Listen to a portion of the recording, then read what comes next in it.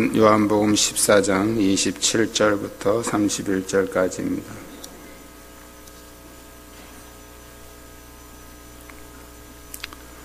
요한복음 14장 27절부터 31절까지 한 절씩 교독하겠습니다. 평안을 너희에게 끼치노니 곧 나의 평안을 너희에게 주노라. 내가 너희에게 주는 것은 세상이 주는 것과 같지 아니하니라. 너희는 마음에 근심하지도 말고 두려워하지도 말라. 내가 갔다가 너희에게로 온다 하는 말을 너희가 들었나니 나를 사랑하였더라면 내가 아버지께로 감을 기뻐하였으리라. 아버지는 나보다 크심이라.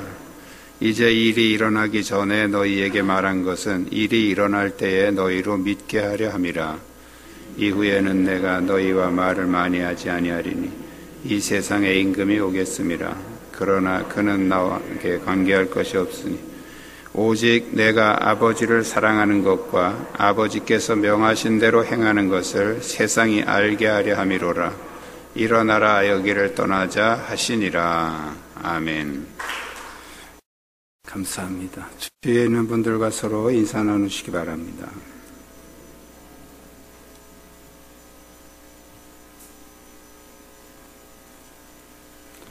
우리가 신앙생활을 하면서 이렇게 낙심하고 좌절하는 경우가 많은데 우리가 자꾸 눈에 보이는 것들을 추구하며 살면 그런 일이 많이 일어납니다. 그러나 우리가 눈에 보이지 않는 이 신령한 은혜의 통로를 알게 되면 우리의 믿음은 흔들리지 않을 것입니다. 오늘은 우리가 어떻게 하면 이 신령한 은혜가 오는지 그 통로를 같이 알아보면서 은혜를 나누기를 원합니다. 첫 번째는 참 평안은 주님을 바라볼 때 온다는 것입니다. 평안이라는 말과 비슷한 말이 평화라는 말이 있는데 이 평화는 전쟁이 없는 상태,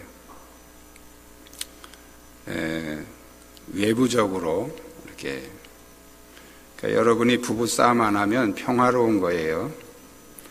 근데 평안이라는 말은 내적인 고요함이 부부싸움은 안 해도 속에서 부글부글 끓고 뭔가 불편함이 있으면 그건 평화롭긴 하지만 평안하지는 못한 거죠. 오늘 성경에서 예수님은 평안을 너에게 주겠다. 평안을 준다 그랬어요. 우리의 내적인 고요함, 내적인 편안함. 그런데 세상에서 주는 평안도 있다는 거예요. 그래서 예수님이 내가 너희에게 주는 것은 세상이 주는 것과 같지 않다라고 말씀하고 있어요. 그러니까 세상이 주는 평안함도 있기는 있다는 거죠. 그런데 예수님 거하고는 조금 다르다는 거죠. 세상이 주는 평안은 특징이 있습니다. 일시적입니다. 오래 가지 못합니다. 또 상황에 따라서 변합니다. 그리고 사건 중심입니다. 자, 결국 이것은 참 평안은 아니죠. 가짜죠, 가짜. 그러니까 예수님이 주시는 평안은 특징이 영원하다, 영원한 것이다, 또 변하지 않는다는 거죠. 그리고 그 평안은 사건 중심이 아니라 예수님 중심이라는 거예요. 이 평안이 진짜 평안이라는 거죠. 이런 평안을 우리가 어떻게 얻을 수 있을까요? 오늘 본문에서 예수님은 근심과 걱정, 두려움을 버리라고 말씀을 하고 있어요. 27절에서 너희는 마음에 근심도 말고 두려워하지도 말라. 이 근심, 걱정, 두려움은 마귀가 우리의 마음을 점령하기 전에 먼저 보내는 선발대입니다. 선발대. 그러니까 여러분이 근심 걱정이 밀려오고 내가 근심 걱정에 지금 사로잡혀 있다 그러면 마귀가 들어올 준비가 다 된 겁니다. 이 근심 걱정이라는 이 파도를 타고 마귀는 우리 안에 들어와서 우리를 점령하고 불안과 공포로 몰고 갑니다. 그럼 근심 걱정을 어떻게 버릴까요? 물러가라 그런다고 물러갑니까? 하지 말아야지 그런다고 안 됩니까? 여러분, 내가 지금부터 근심해야지 하고 근심하는 분 봤어요? 아무도 없어요. 근심하면 안 좋다. 근심하는 것은 안 좋다. 다른 말로 또 스트레스죠. 병원에 가면 의사들이 신경 쓰지 말고 살라는 말을 많이 합니다. 아주 무책임한 말이죠. 신경을 어떻게 안 씁니까? 내가 지금부터 신경 써야지. 그러고 신경 쓰는 사람이 있어요? 아무도 없어요. 그냥 써지는 거예요. 그냥 근심이 되고 그냥 걱정이 되는 거예요. 막을 방법이 없어요. 그러면 어떻게 이걸 버릴 수 있을까요? 다른 걸로 대치해야 됩니다. 근심이 안 되는 다른 거. 바로 주님을 바라보라는 거예요.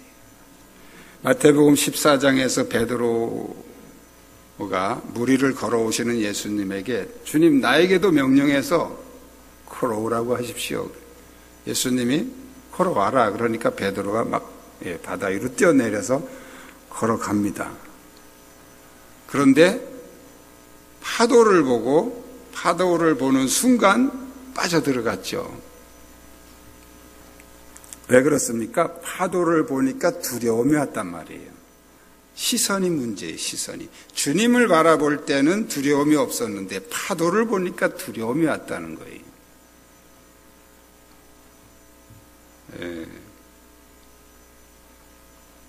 근심 걱정은 사건을 바라보면, 현실을 바라보면 근심 걱정이 오게 됩니다. 주님을 바라봐야 근심 걱정이 없어진다는 거예요. 할렐루야. 주님을 바라볼 때 참 평안이 우리에게 주어진다는 거예요. 무엇을 보느냐가 중요한 거죠. 사람은 보는 대로 생각하게 되고 느끼게 되고 또 행동하게 되죠. 주님을 바라보는 사람은 그 안에 참 평안이 있고 그 평안이 지속되는 것입니다.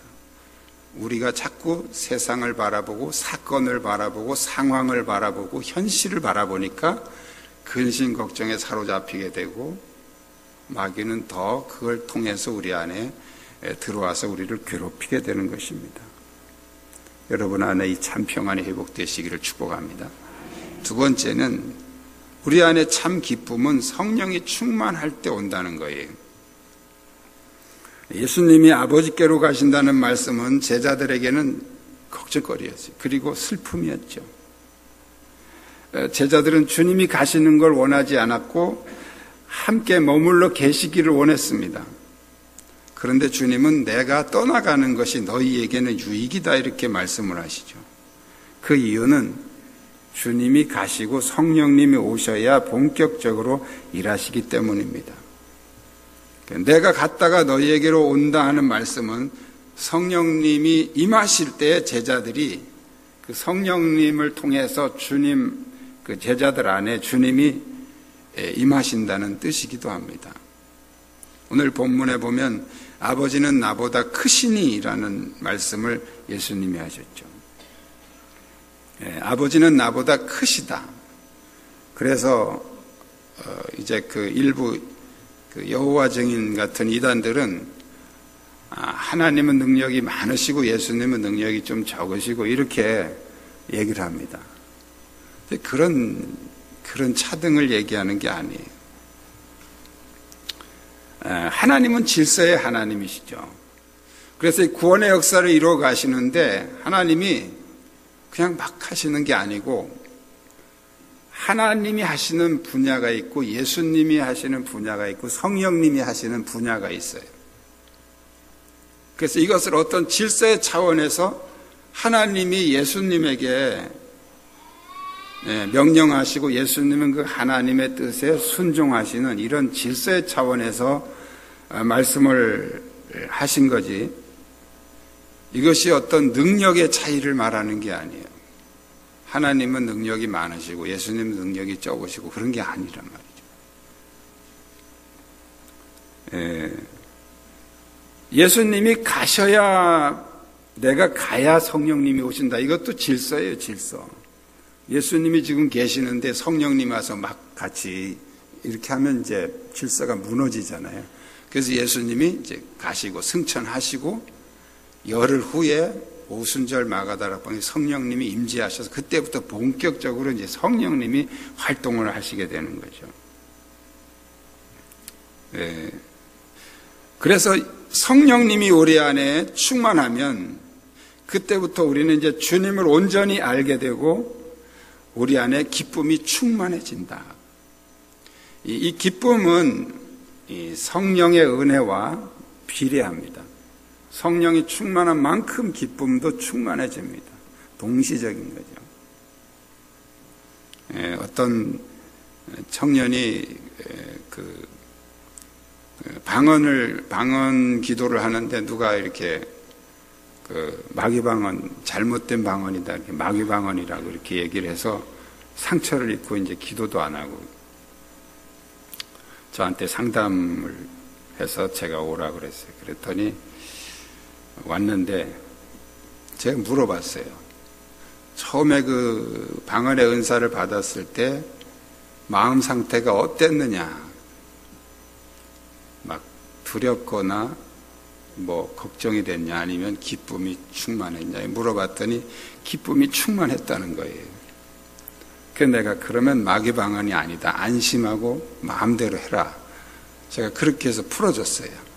왜 그러냐 하면 마귀는 절대 우리 안에 기쁨을 줄 수가 없어요. 마귀가 우리 안에 어떤 은사를 주기도 합니다. 기적, 능력도 주고. 그런데 이 마귀는 항상 우리 안에 어떤 두려움을 같이 줍니다. 두려움.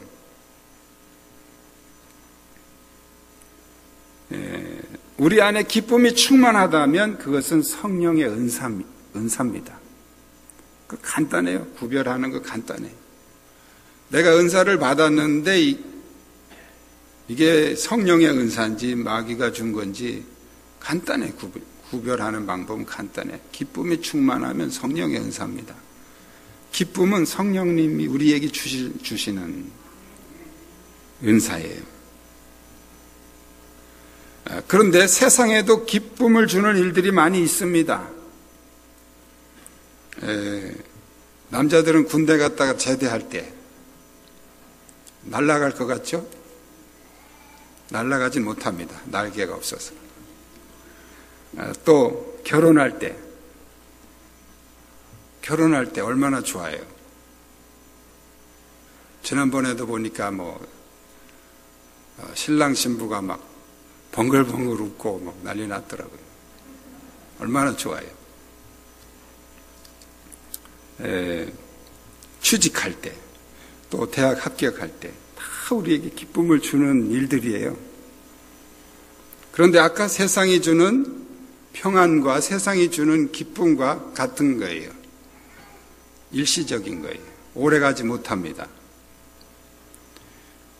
제대했다고 날아갈 것 같지만 그거 며칠 못 갑니다. 또 이제 취직 고민해야죠. 또 학교 다니다가 군대 간 사람들은 또 이제 복학 준비하고 고민해야죠. 금방 또 결혼하고 너무 세상을 다 얻은 것 같이 좋지만 그 며칠 가면 또 이제 전쟁이 시작됩니다. 내가 이런 왼수 같은 걸 왜 만났나? 내가 눈이 뼈지. 무슨 싸우기 시작하는 거예요. 오래 못 갑니다. 세상이 주는 기쁨들은 특징이 오래 가지 못한다는 거예요.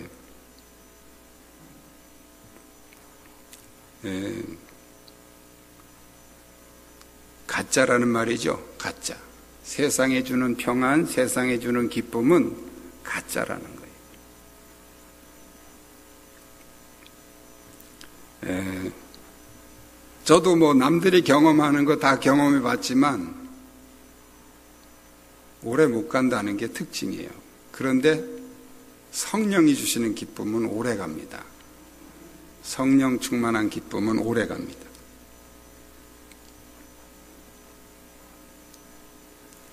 그 기쁨은 이 세상에서뿐 아니라 우리가 천국에서도 영원히 누리는 기쁨이죠. 성령님이 우리 안에 오시는 기쁨. 이 기쁨이 여러분 안에 충만하시기를 축복합니다. 세 번째로 참 믿음은 말씀의 성취를 경험할 때 온다는 거예요. 이 세상에는 여러 가지 형태의 믿음이 있습니다. 사람과 사람 간에도 믿음이 있어요. 그래야 그 사람을 믿어야 오랫동안 같이 교제하고 같이 더불어 살게 되고 또 중요한 일들을 같이 상의할 수 있는 것은 그 사람을 신뢰할 때 가능한 거거든요. 그런데 그 사람 간의 믿음도 어떻게 해서 이게 생기느냐 하면 약속을 잘 지킬 때 이렇게 신뢰가 형성이 됩니다. 말을 아무리 잘해도 약속을 잘 안 지키면 사람들은 다 등지게 됩니다. 믿음이라고 하는 것은 우리가 막 결심하고 막 그렇게 해서 믿어지는 게 아니죠. 믿음은 내가 만드는 게 아니에요. 믿음은 상대방에게서 오는 겁니다. 여러분 부부간에 제발 나를 좀 믿으라고 막 그렇게 할 필요 없어요. 어떻게 했으면 그래 자기 아내가 자기 남편이 그렇게 못 믿어줄까? 그거 회개하셔야 돼요. 내가 믿음을 못 줘서 그래요. 내가 신뢰를 못 줘서 안 믿는 거예요. 근데 왜 나를 안 믿냐고 나 좀 믿으라고 막 암만 강조해 보세요. 믿어지나 그게 안 믿어져요. 내가 신뢰를 줘야 믿어지는 거죠. 또 내가 믿는 것은 상대방이 나에게 신뢰를 줘야 내가 믿는 거죠. 믿음은 내가 만드는 게 아니에요. 상대방에게서 오는 거예요. 주님과 우리의 관계도 마찬가지예요. 우리가 막 믿습니다 해가지고 믿음이 크는 게 아니에요. 하나님께서 우리에게 믿음을 주셔야 돼요. 그게 뭐냐면 약속의 성취예요. 약속의 성취. 약속한 것을 하나님이 지키시면 그걸 우리가 확인하면 믿음이 생긴단 말이에요. 그래서 우리가 어떤 기도와 응답을 통해서 믿음이 성장하게 되죠. 아, 하나님이 살아계시는구나. 또 하나님께서 이 세상을 창조하셨구나. 이런 것들이 이제 말씀과 현실에서 확인이 되어지면 우리 안에 하나님에 대한 신뢰, 하나님에 대한 믿음이 생겨나게 된다는 거예요. 그래서 하나님을 믿을 수 있는 근거는 바로 말씀이 현실로 이루어진다는, 우리의 삶의 현장에서 이루어질 때 우리는 믿음의 근거가 된다는 거예요. 공자나 석가모니나 좋은 말들은 다 했죠. 좋은 말. 나쁜 말 하지 않았잖아요. 다 좋은 말입니다. 우리가 성경에 있는 하나님을 믿는 것은 성경에 좋은 말이 많아서 믿는 게 아니에요. 성경에 있는 말씀이 역사 속에서 또는 우리의 삶의 현장에서 성취됐기 때문에 믿는 거예요. 성취됐기 때문에.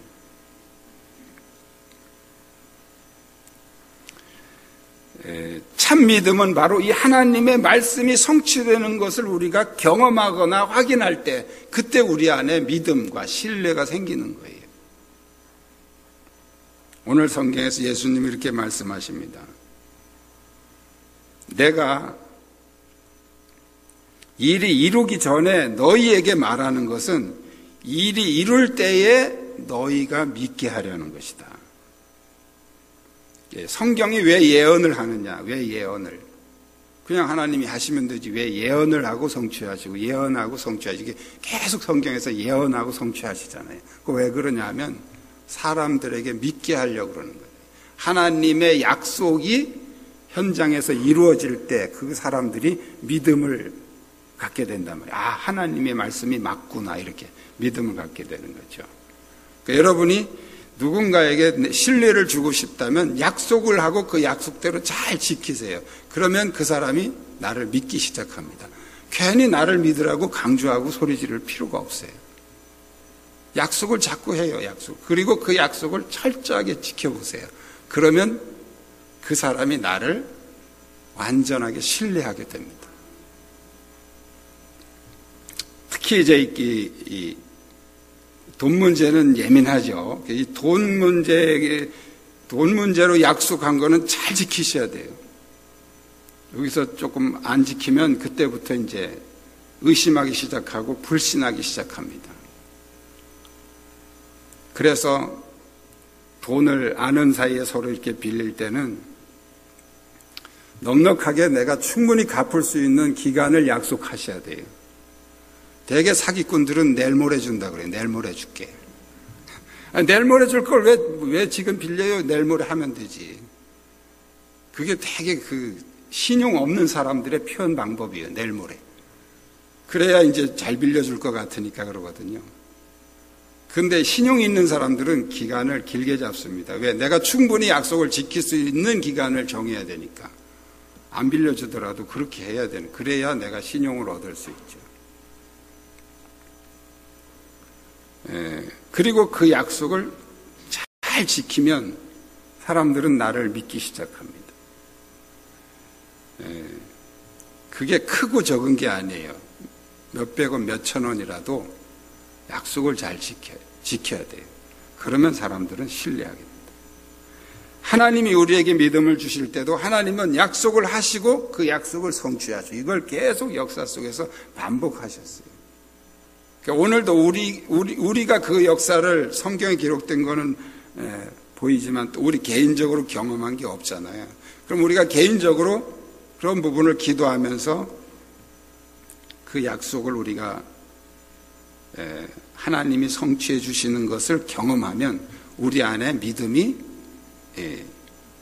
참 믿음이 회복되게 되는 것이죠.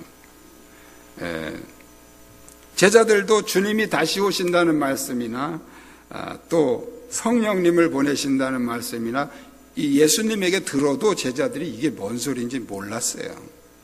그런데 오순절 성령 충만함을 경험하고 나니까 그때서 그 예수님의 말씀이 확실하고 틀림이 없다는 것을 온전한 믿음을 갖게 된 것입니다. 하나님의 약속은 지금까지 역사 속에서 다 이루어졌어요. 이제 마지막 예수님이 재림하신다는 약속 하나만 남았다고 이렇게 신학자들은 얘기를 합니다. 자, 성경에서 하나님이 이렇게 계속 예언하시고 성취하시고 예언하시고 성취하시고 하는 이 하나님의 방법은 바로 그런 예언이 성취될 때 우리로 믿게 하려고 하시는 목적이다. 그것을 우리에게 말씀해 주고 있습니다. 그래서 여러분들이 하나님의 약속의 말씀을 붙잡고 기도하고 그 말씀이 나의 현장에서 어떻게 이루어지는지 그걸 보면 하나님에 대한 믿음이 회복되는 것입니다. 믿음을 달라고 막 기도해서 믿음이 생기는 게 아니고 하나님의 말씀이 응답되는 것을 볼 때 우리는 믿음이 생긴단 말이죠. 이 믿음이 여러분에게 충만하시기를 축복합니다. 신령한 은혜는 신령한 은혜의 통로를 통해서 옵니다. 주님을 바라볼 때 참 평안이 오고 성령이 충만할 때 우리 안에 참 기쁨이 회복되고 말씀이 성취될 때 우리는 참 믿음이 회복되는데 이러한 평안과 기쁨과 믿음이 여러분의 삶에 충만하시기를 주님의 이름으로 축복합니다. 기도하겠습니다. 오늘 주신 말씀 기억하면서 함께 통성으로 기도하겠습니다. 하나님, 내 안에 평안과 기쁨과 믿음으로 온전하게 회복시켜 주시고 충만하게 하옵소서.